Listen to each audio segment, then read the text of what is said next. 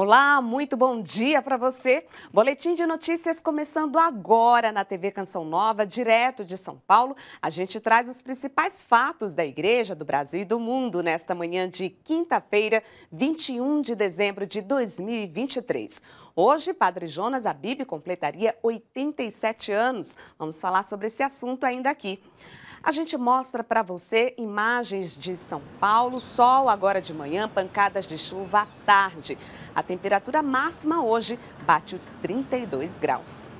O Papa Francisco se encontrou na manhã de hoje com a Cúria Romana para os tradicionais votos de Natal. Reunidos na Sala das Bênçãos com os cardeais, o Papa fez um discurso inspirado nos principais personagens do Natal e, como costuma fazer em suas reflexões, trabalhou 3 verbos: escutar, discernir, caminhar. Maria é a personagem que fez a escuta, segundo o Papa. Ele afirmou que ouvir de joelhos é a melhor forma de ouvir de verdade, porque significa que não estamos diante do outro na posição de quem pensa e já sabe tudo. A segunda atitude é a de João, o discernimento.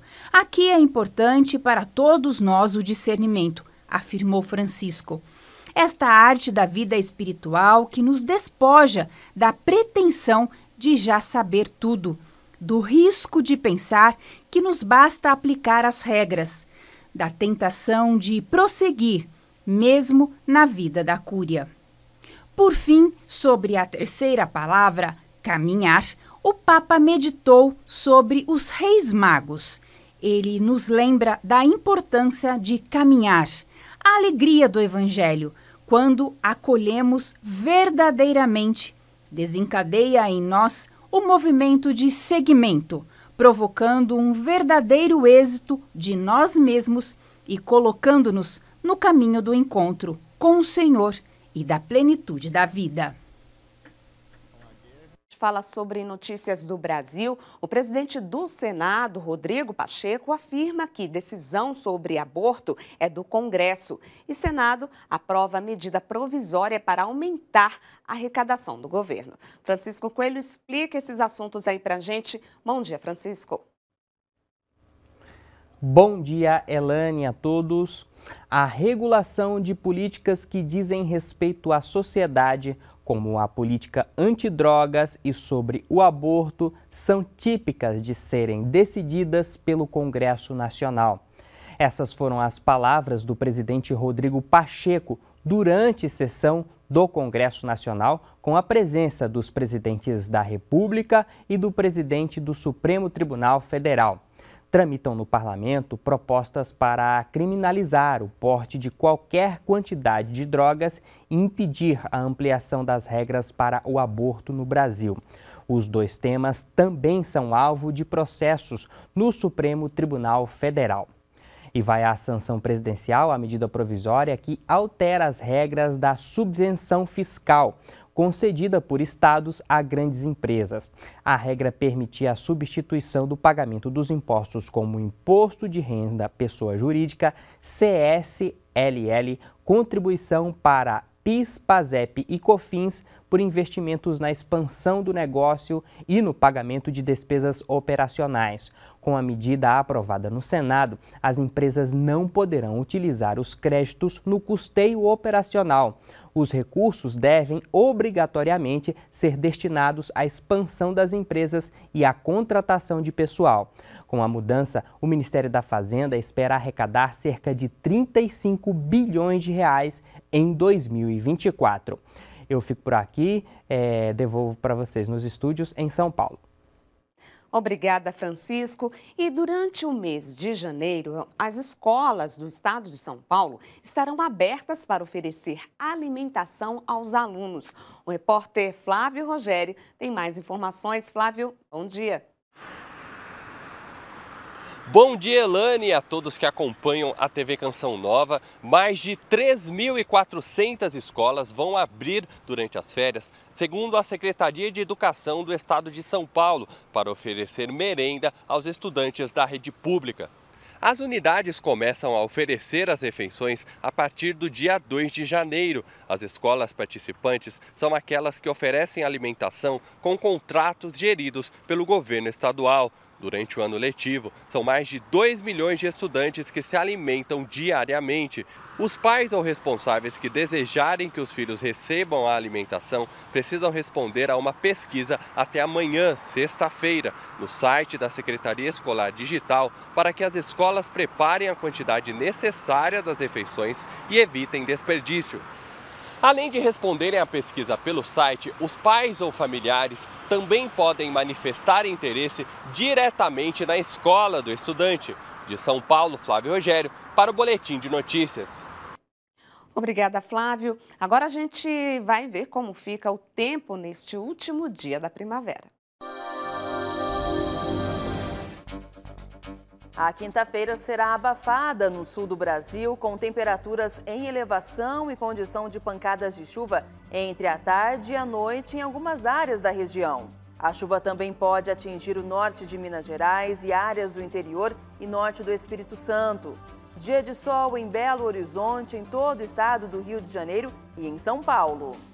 No centro-oeste, quinta-feira de pancadas de chuva e períodos de tempo firme.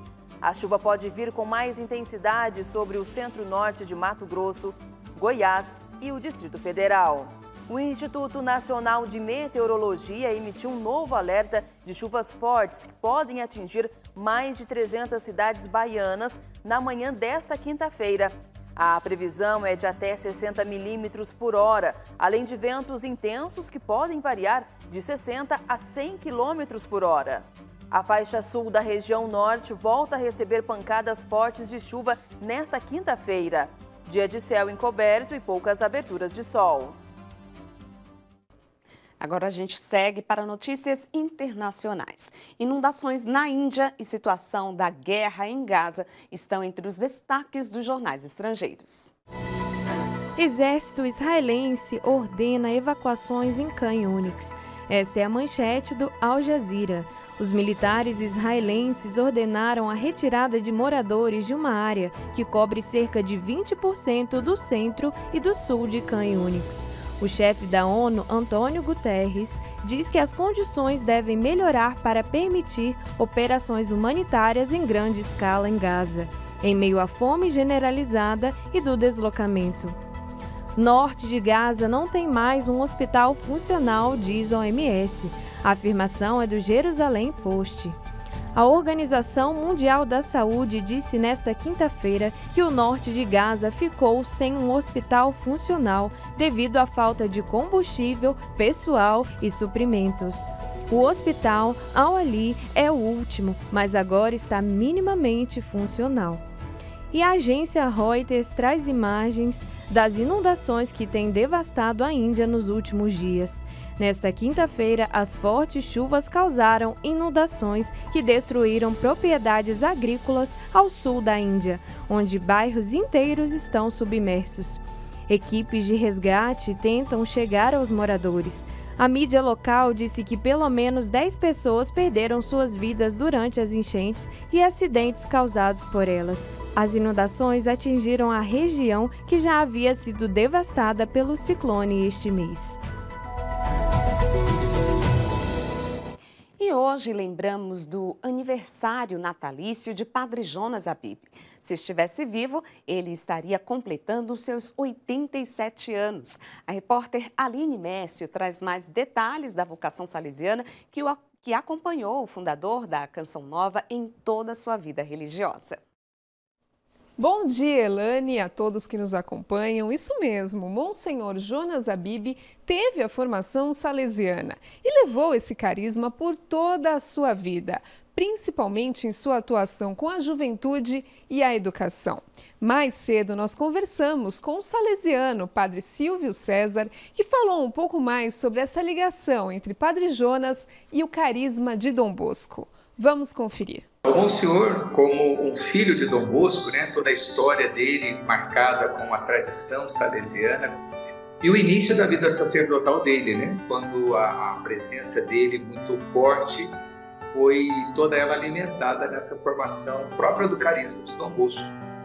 E isso marca, né, no Monsenhor aquilo que todo salesiano deve ter e precisa, né, de alguma forma exercer, né, como carisma essencial, que é a educação dos jovens, né? Educar os jovens nessa dimensão da razão, educar os jovens na dimensão da religião, educar os jovens na dimensão dessa abertura, né, à vida humana, que nós chamamos dentro da tradição salesiana amor e beleza, né? E o Monsenhor Jonas foi esse homem da educação. E aí a vertente dele foi tão forte com os jovens, né, que ali em Lorena, quando na época, né, já na diocese, nos trabalhos que ele começou a exercer, foi puxando muito para esse lado mesmo, onde vem o carisma próprio da comunidade Canção Nova, enfim, né, que nós bem conhecemos. Mas a ligação dele é essa, porque ele foi formado, né, a formação sacerdotal dele, ela se deu dentro da congregação salesiana. Então, por isso, o Monsenhor Jonas e a educação tem tudo a ver, né, dentro daquilo em que ele foi se tornando o mestre também da educação. Fica aí a nossa homenagem hoje também ao Monsenhor Jonas Habib. Acabou o boletim de notícias, mas um resumo dos principais fatos do dia você confere às 6:45 da noite no Canção Nova Notícias. Obrigada pela audiência, uma abençoada quinta-feira para todo mundo e siga aí na companhia da TV Canção Nova.